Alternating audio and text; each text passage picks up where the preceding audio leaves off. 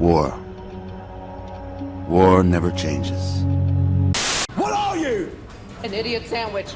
These girls look like beige Dragon Quest slimes wearing wigs. Here we are yet again with another anime I would have never picked up purely because of the overtly moe character designs. But thankfully I did pick up the show due to a recommendation comment in another video. Thank you, thank you. Once you look past the cute girl doing cute things otaku bait aesthetic and allow for the camera to zoom out and pan over the post-war, post-apocalyptic, post-humanity landscape, you'll find the terrain absolutely stunning. This show strays from what I would usually seek out in an anime. It is a showcase of simplicity and how little meat and potatoes you actually need to contextualise and execute a narrative well, if the supplementary tools to storytelling are top notch. And by supplementary tools I mean thought-provoking themes, exceptional visuals and a memorable soundtrack. Expanding on that, let me first defend why I say the story is simple, and please note I use the term simple and not thin or lackluster or wanting. I have no intention of belittling the show in its entirety, and I don't believe it needed hundreds of characters or a deep lore or entire flashback episodes chronicling the cataclysm. In fact, my only real gripe early on was the lack of a bad guy, someone to hate. My expectations for good storytelling usually centers around establishing conflict and resolution, but it became quickly apparent that the conflict is ever present. They are battling the environment, day in, day out, a fight for survival. Scarcity of food, the brutal climate, the unknown, those are the bad guys, and the resolution is surviving the night. The themes in the show are what glued my eyes to the screen and kept the cogs in my head spinning. The author's choice for moe blob girls to drive the story while delivering them adult concepts such as the necessity of war for finite essential resources is hard hitting. Who better to deal with these harsh truths than ill-equipped children in the height of their innocence? The cruelty of reality also pulls no punches at all and is best reflected in the only two side characters introduced. First, Kanazawa, who states that creating his maps and surveying their broken land are his sole reason for existing, only to soon after lose said maps and states he is better off dead.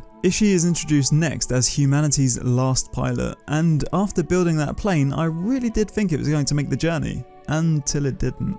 The visuals were breathtaking, and possibly because of the light storyline and time allowed to take in all of the artwork, my overactive imagination drew comparisons to the following works. Most obviously Made in Abyss. I won't insult your intelligence by explaining the wide overlap between the two shows. If you haven't yet watched Made in Abyss, go check it out, it's amazing. I got massive Final Fantasy VII vibes from Girls' Last Tour. The opening couple of scenes felt reminiscent of the assault on the first reactor mission, and also the setting of a society where the populace is separated by living lower down and on upper plates. That's all too familiar. There are also some tracks on the OST that sound fairly similar to both Ares' theme and the Mako reactor where the Sephiroth flashback was in Mount Coral. And also the church with the flowers on the ground felt similar to Ares' introduction. On a tangent, the aspect of two gentle souls traversing across a post-apocalyptic wasteland felt like it had some crossover with Adventure Time, but maybe I'm reaching with that one. The pacing was a little soft, and really it was only because of the backdrops and world building that I decided not to switch to the manga to consume the material faster. I do think the anime is the best platform to consume Girls' Last Tour because the artwork is that good. Lastly, should you read the manga after finishing the show? Well, I did.